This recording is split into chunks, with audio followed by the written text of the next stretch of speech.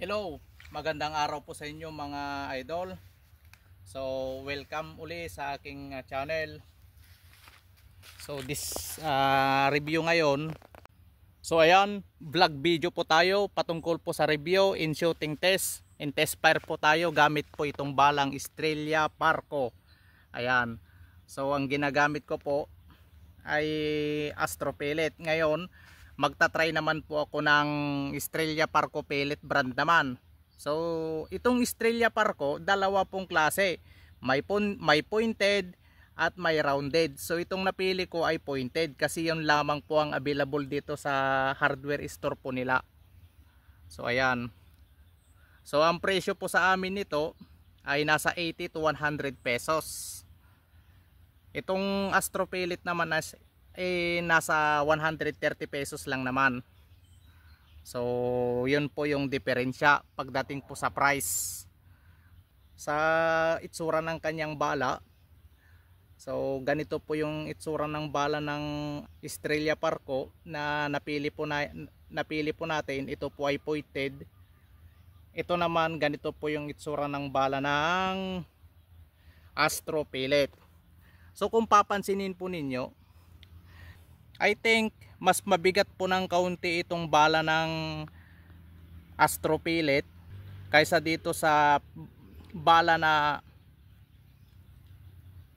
Estrella Parco. So ayan. So sabi nila, marami daw nagsasabi na pangit daw gamitin ang Estrella Parco kasi hindi daw po siya accurate. So, yun po yung sabi ng iba. Ngayon, para mapatunayan natin na okay ba siya o hindi na gamitin, subukan natin. I-test po natin para malaman ninyo kung pangit ba gamitin yung ganitong uri ng bala. Ayun. So, compatible po siya sa mga Estrella Parco na dibomba. Ngayon magte-test fire po tayo gamit po ang ating homemade air gun. So ayan. So ito po yung ating babarilin gamit po ang Estrella Parco Pellet. So pasensya na po, isa lang po ang ating gamit na camera na pang video kasi yung isang cellphone ko ay hiram-hiram ng aking asawa. So ito na, magta-try po tayo ng Estrella Parco Pellet. Kung okay ba siya okay ba ang kanyang accuracy.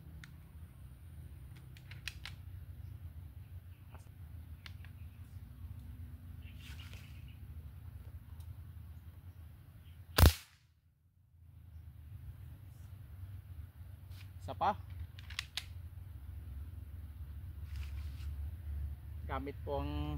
Gamit po ang ating Estrella Parco Pellet.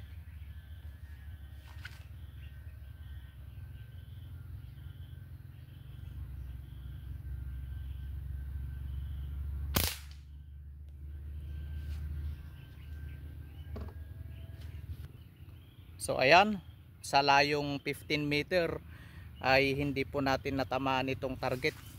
So itong target na ito is kasi laki lamang po ng piso. So ito po yung nahit po ng Estrella Parco Pellet. So ayan.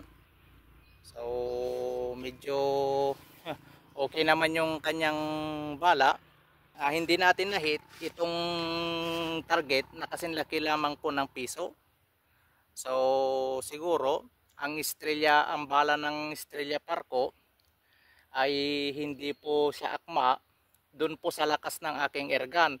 Kasi itong lakas ng aking airgun, yung kanyang FPS ay umaabot po ng malapit na pong 800, mga nasa 750 or 780 po yung maximum. Kapag nakakargaan ko po siya ng 1200 PSI. So, ang kinakarga ko lamang po dito na madalas sa aking airgun ay 1000. Ngayon, para malaman natin kung okay pa bang gamitin ang Estrella Parco, ang gagawin ko na lang, uubusin ko muna yung hangin nito Tapos lalagyan ko po siya ng 500 PSI. So itatry natin ng ating airgun kung accurate ba yung balang Estrella Parco kapag 500 PSI po yung laman ng air tank ng ating airgun. So tara. So ito, magta-try po tayo ulit ng ating airgun. So 500 PSI na po yung kinarga ko po dito sa ating airgun. So alam po natin kapag 500 PSI na, yun po yung maximum po na karga ng mga foot pump airgun sa pagkakaalam ko. So magta-try po tayo ng Estrella Parco. Kung okay ba siyang gamitin sa low velocity naman.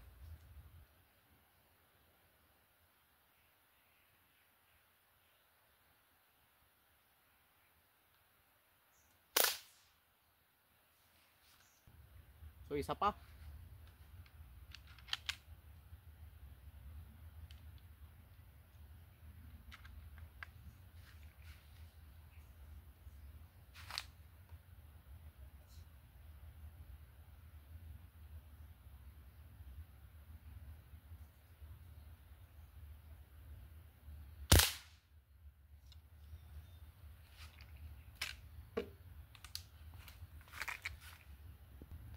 So ayan, ito na po. Na-test-fire po natin. Tumagos po siya sa sanga, tumagos po. Tumagos siya sa sanga ng halaman. So ito po yung naging resulta ng ating pag-test. Kung ano ba yung, kung maganda bang gamitin ang balang Estrella Parco pellet. So ito, so nag-test-fire po ako.